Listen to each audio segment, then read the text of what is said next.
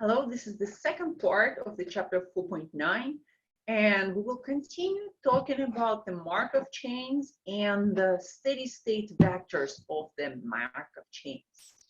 And last time we started talking about how to use the Markov chains to make a prediction for our system. And we particularly look at the city, some geographical region, where is the population movement between the city and the suburbs. And we found that we can make a short-term prediction of basically from year to year how population changes. But if you are a city planner, you're probably more interested in the long-term predictions. So how long does this trend gonna last? Does the city center will die because everybody moved to the suburbs? Will the suburbs die? Will everything stabilize at some point? And the hint is yes, usually life things stabilize somewhere. But where is that point when our population of city and the suburbs does not change much anymore? And this magic point when our distribution of the population doesn't change is usually referred as a steady state vector or equilibrium vector, or demographers refer to it as the equilibrium population. And in generally, it can be written for actually any stochastic matrix P. So it's basically vector Q such that when we multiply by the vector, the stochastic matrix P, we get the vector Q itself. And in terms of our population movement, it means that the people still moving from in and out of the city, but this kind of movement is balanced out. Okay, let's try to find this steady state vector for our particular geographic region when every year 5% of the population move from the city to the suburbs, and it's represented by the second component of first row of our movement matrix M, and the rest of the population, 95%, is remain in the city.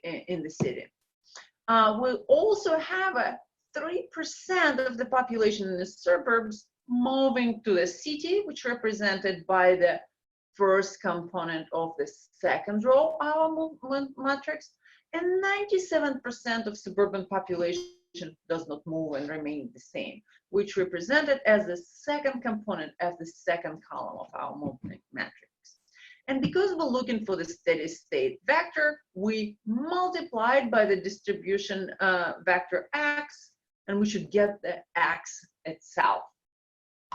Or in matrix form, we can say that product of matrix M by the probability vector x will be x, the same vector. So let's try to solve it for a little bit in the matrix form. We can start by moving vector x to the left-hand side. So basically subtracting by the product of m and x. And the right-hand side will be 0. Okay, now we can remember the important matrix properties that every vector can be written as a product itself and the identity matrix. Yeah, okay, there's no problem. We can write it and has a new equation. Finally, we can actually use matrix property to factor out vector x and write it down as a product of difference between the matrix M and identity matrix and then x itself, and it should be equal 0. And this is the time to actually go explicitly on our matrix M and subtract the identity matrix. And again, identity matrix here is 2 by 2, the left diagonal is equal 1, and the rest of the matrix is 0. And since it's 2 by 2 case, it's pretty straightforward. So let's perform this matrix operation. Our right diagonal, because it was zeros, remained the same, and our left diagonal became negative.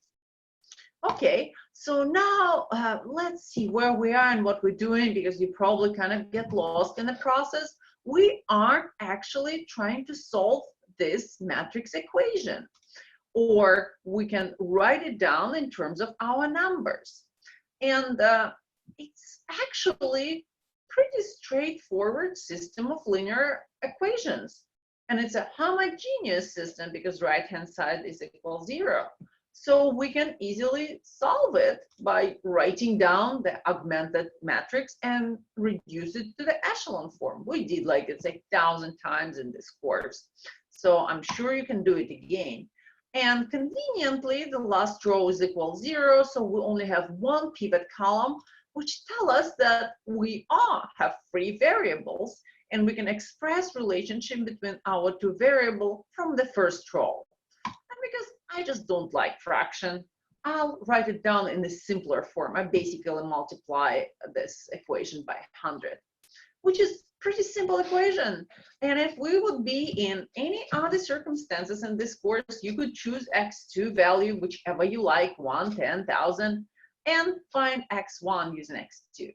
But there is a little problem here. Our x1 and x2 are actually components of the probability vector.